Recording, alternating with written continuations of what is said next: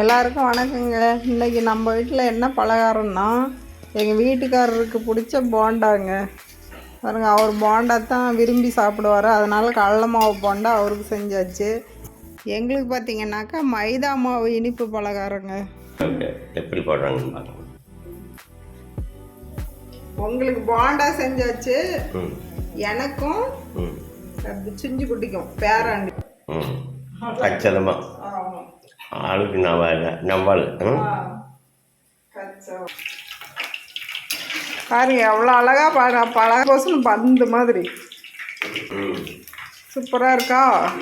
திருப்பி இன்னும் கொஞ்சம் அடியில் இருக்கிறத வேகணும். ஆமாம், வேகணும். நினைச்ச உடனே பலகாரம் செஞ்சுக்கிறேங்க.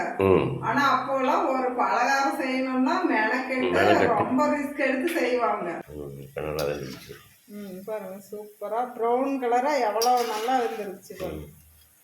பாக்குறதுக்கே சூப்பரா இருக்குது.